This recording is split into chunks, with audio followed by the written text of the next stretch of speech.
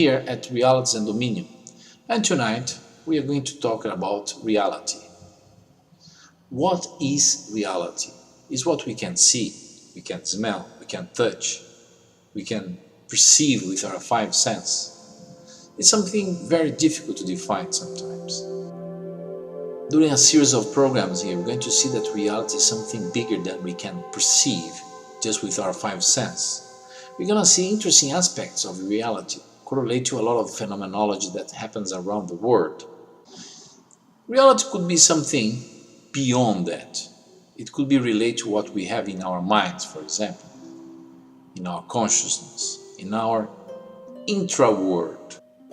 But if we think for a moment, if we are talking about matter and energy, reality could be something very interesting. According to physics, or theoretical physics nowadays, our universe is part of a collection of multiverses that forms a wider reality we cannot see, but is here. In the same room I'm talking about, we could have multiple realities or parallel worlds. There was a guy in the 50s from the University of Princeton. His name was Hugh Everett. He created a very interesting theory about reality, theory of multiverses. Reality could be something wider in terms of perspective.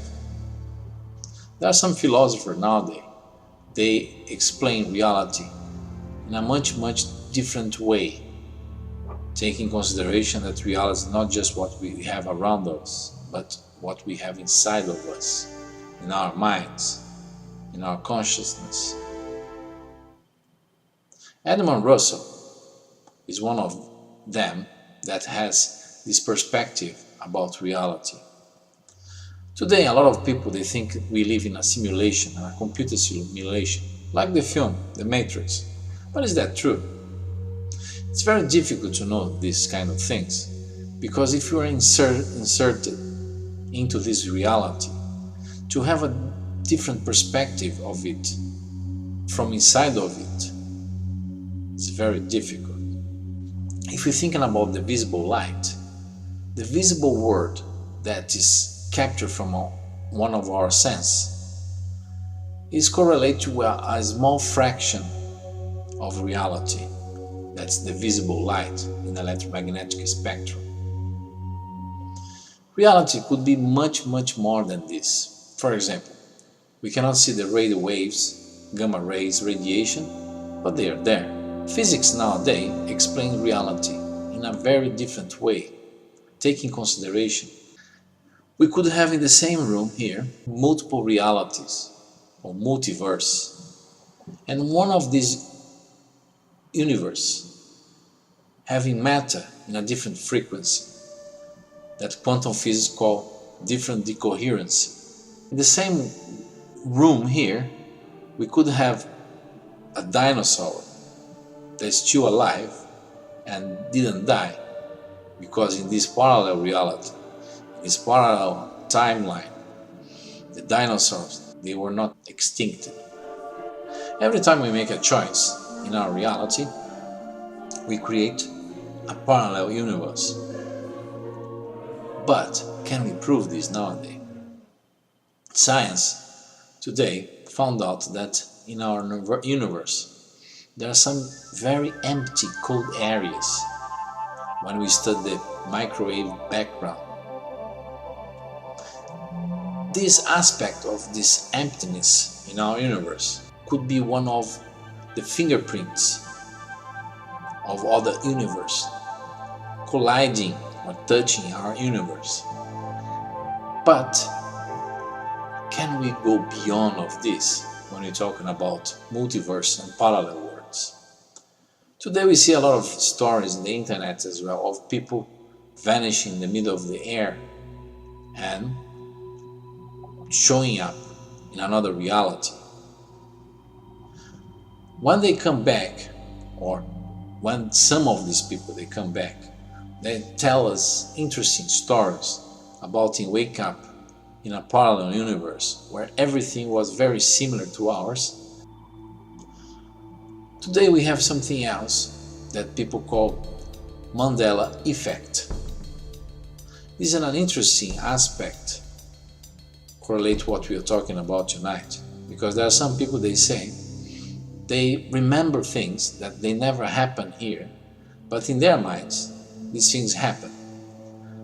For example, there are stories about people remembering some details of some musics or some aspects of our reality that for a small number of people this was real, but they never happened in our reality.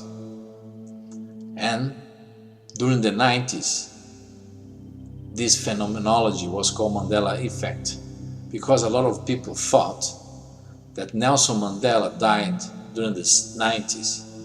And in fact, there were some people, they wrote even a book about that, saying that they could remember even the funeral of Nelson Mandela. But what has it to do with reality? These people, they believe that these memories from Nelson Mandela's funeral, when they thought that he died, they were real because they happened not in this reality but in another reality. But how can be this true?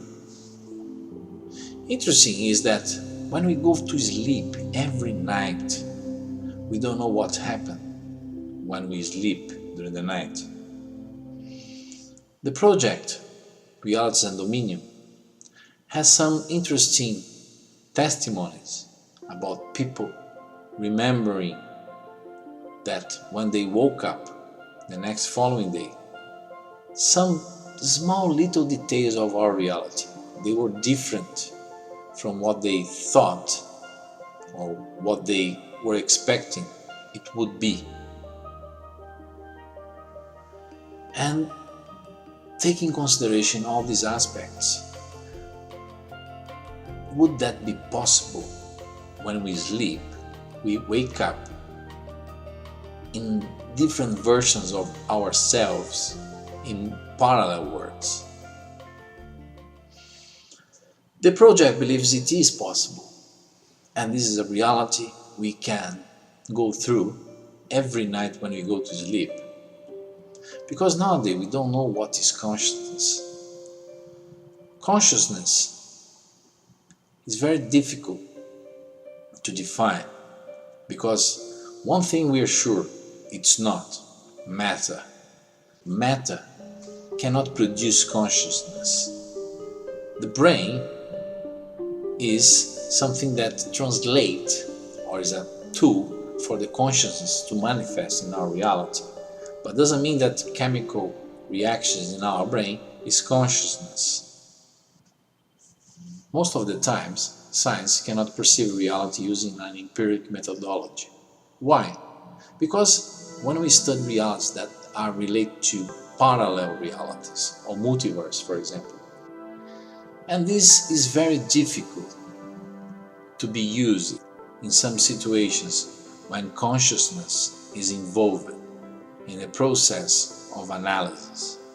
For example, if there's another reality and we try to communicate with beings living this reality, we cannot test this in a lab and repeat this experiment every time we want, because the other side of the experiment, or the other consciousness involved in this experiment, they have what we call free will.